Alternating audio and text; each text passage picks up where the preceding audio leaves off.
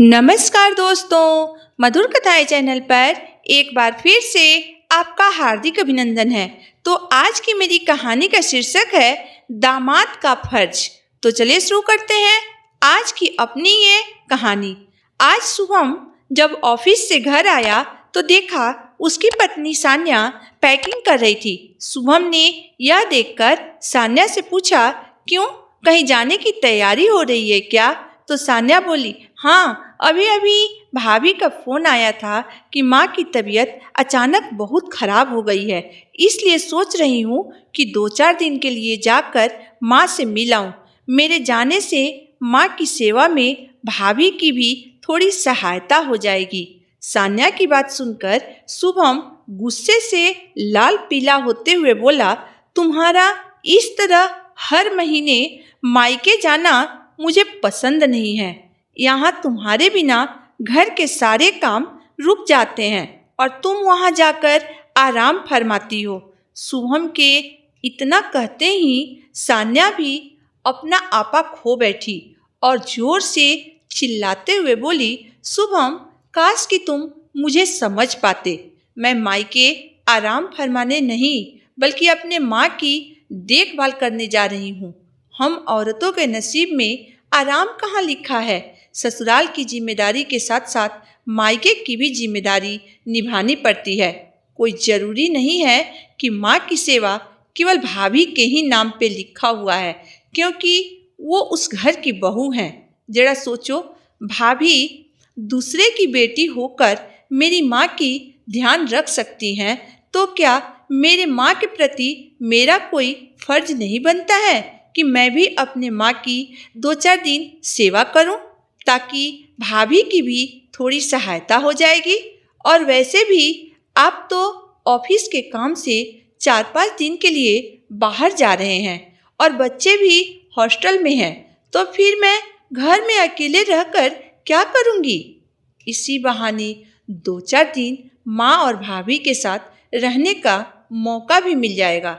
सान्या की बात सुनकर शुभम मन ही मन बड़बड़ाते हुए बोला, हाँ, तुम्हें तो हमेशा मायके जाने को ही पड़ी रहती है। अपने घर की चिंता तो है नहीं, हर समय मायके जाने के नए नए बहाने ढूंढते रहती हो। पति की बात सुनकर सान्या चुप रहने में ही अपनी भलाई समझी। शुभम और सान्या की शादी हुए लगभग 15 साल हो गए थे। सान्या बहुत ही समझदार और सुलझी हुई लड़की थी। उसने ससुराल आते ही पूरे घर की जिम्मेदारी संभाल ली।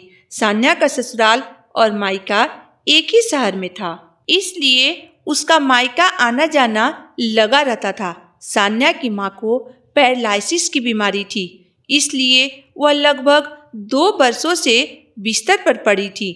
सान्या कभी कभी 1-2 दिन के लिए मायके चली जाती थी अपनी माँ की सेवा करने, ताकि उसकी भाभी को भी थोड़ा आराम मिल जाए। शुभम के माता पिता गांव में रहकर खेती बाड़ी का काम संभालते थे। कभी कभी वह 2-4 दिनों के लिए शहर आते थे अपने बहू बेटे से मिलने के लिए। सान्या शुभम को टूर पर भेजकर खुद मायके चली गई अपनी माँ की सेवा करने। जब शुभम टूर पर से वापस आया तो वह भी अपने घर वापस आ गई। एक दिन सान्या ने शुभम से कहा, मेरी माँ इतनी बीमार है और आप कभी फोन करके उनके तबीयत के बारे में भी नहीं पूछते हैं। उनसे मिलने जाना तो दूर की बात है। सान्या की बात सुनकर शुभम चिढ़ते हुए बोला, तुम्हारी माँ है, तुमको जो करना है सो करो, मुझसे कोई उम्मीद मत रखना।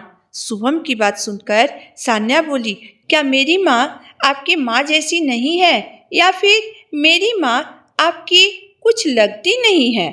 अरे, मैं तो आपको फोन करने के लिए इसलिए कह रही थी कि माँ को अच्छा लगेगा तो उनके दामाद को भी उनकी चिंता है। मैं आपको माँ की सेवा करने के लिए नहीं कह रही हूँ।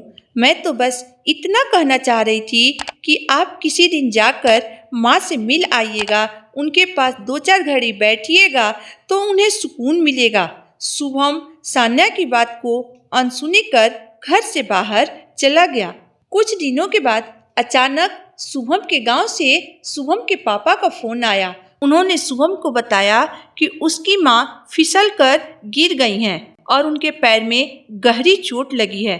अपने पापा की बात सुनकर शुभम ने तुरंत ही अपनी और सान्या की 2 टिकट बुक करा दिए गांव जाने के लिए और सान्या से बोला, जल्दी से हम दोनों का सामान पैक कर लो, अभी के अभी हमें गांव जाने के लिए निकलना है।